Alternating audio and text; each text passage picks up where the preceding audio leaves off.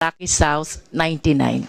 Hindi po, wala po akong attorney-client relationship sa kahit sino na shareholder or officer ng Lucky Star.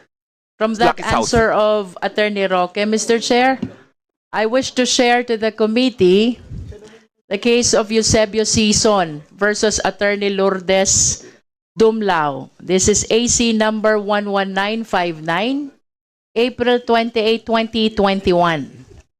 If I may quote, a lawyer-client relationship is established when lawyers consistently manifest to a person consulting them that they would provide legal representation or assistance, regardless of the close ties between the parties or the lack of written contract or the non-payment of legal fees.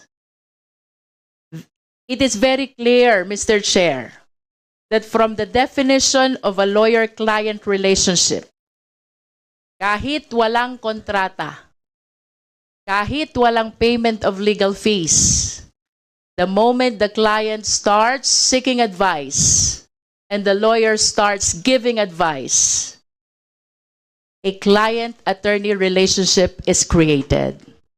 Can we be enlightened on this, Mr. Chair, from Attorney Roque? Attorney Roque, you are now recognized. Mr. Chair, tama po yun. Ang problema, wala pong kahit anong konsulta na nangyari sa panig ko at sa kahit kanino sa panig po ng Lucky South. Was Attorney Roque participating in that discussion? Based on what I remember, nakikinig lang po siya doon. Okay. Now, you also mentioned that there were several phone calls that were made by Attorney Roque to you. Yes, you confirm that? Yes, sir. Okay, what was the nature of these conversations? He was asking po kung meron pa pong lacking documents yung Lucky South. So it is for the new accreditation of Lucky South 99 as IGL. Yeah, for the ongoing application po of Lucky South for an internet gaming license. So it is contrary to the statement that it was just for the payment of the arrears.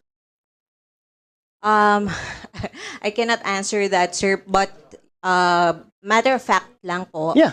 that the follow-ups po were made for the application of Lucky South 99 as an internet gaming license. And no discussions were made as far as Whirlwind is concerned. None po, because Whirlwind po does not have any relationship or any accreditation or any relationship or contractual relationship with PAGCOR. How about the phone calls that you received from Attorney Roque? Did it include in any way Whirlwind? No po. No. So it was all Lucky South 99. Yes po.